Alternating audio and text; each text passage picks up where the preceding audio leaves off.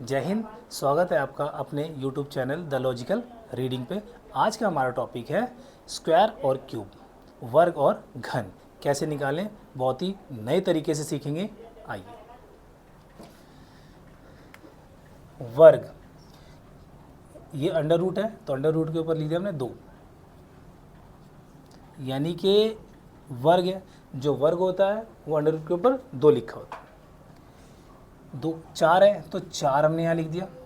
4 में से इस नंबर को हटा दो जो आपने लिखा है। 4 में से 2 गया तो 2। 25 यानी 2 जमा 5 7 होता है। 7 में से इस 2 को घटा दो 5, तो ये 5 का स्क्वायर हो गया। 64 6 जमा 4 10 होता है। 10 में से आप इस 2 को फिर घटा दो 8, यानी कि 8 का स्क्वायर। 196 1 जमा 9 जमा 6 9 1 10 10 6 16, तो 16 में से हमने इस 2 को घटा दिया 14, तो ये 14 का स्क्वायर हो गया। 289 2 जमा 8 जमा में 9 2 और 8 10 10 9 19 19 में से हमने इस 2 को घटा दिया 17, यानी कि ये 17 का स्क्वायर है। इसी प्रकार अब हम क्यूब, घन कैसे निकालते हैं वो देखते हैं। घन जिसकी पावर 3 लिखा जाता है। अब हमें क्या करना है, जिस प्रकार हमने यहाँ पर जोड़कर स्क्वायर की वैल्यू 2 घटा है, उसी प्रकार यहाँ पर हम जोड़ेंगे 1 जमा में 2 जमा में 5। 125 का क्यूब, 1 और 2 3, 3 और 5 8, 8 में से ये वाला 3 घटा देंगे तो 5, यानी कि 5 का ये 125 5 का क्यूब है।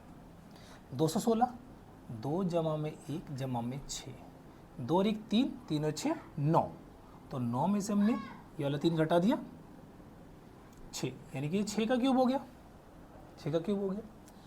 3375 3 जमा में 3 जमा में 7 जमा में 5 3 3 6 6 7 13 13 5 18, तो 18 में से हमने ये वाला 3 घटा दिया 15, यानी कि 15 का क्यूब हो गया 3375। 2744 2 जमा में 7 जमा में 4 जमा में 4 2 और 7 9 9 4 13 13 4 17, 17 में से हमने 3 घटा दिया 14, यानी कि 14 का क्यूब हो गया 2744 और 4096। 4 जमा में 0 जमा में 9 जमा में 6 4 0 जी, ये 4 होता है। 4 में 9 जोड़ा 13, 13 और 6 19, 19 में से हमने ये 3 घटा दिया तो 19 में 3 यानी 16, तो ये 16 के क्यूब हो गया 4096। आशा करता हूँ कि आपने इस वीडियो में कुछ अलग तरीके से, लेकिन कुछ ही संख्याओं को, सभी संख्याएं नहीं होती ऐसी, कुछ ही संख्या ऐसी हैं जिनका आप स्क्वायर और क्यूब इस विधि से, इसी माध्यम से आप निकाल सकते हैं। आशा करता हूँ आपको वीडियो अच्छी लगी होगी और आपने कुछ सीखा होगा। जय हिंद।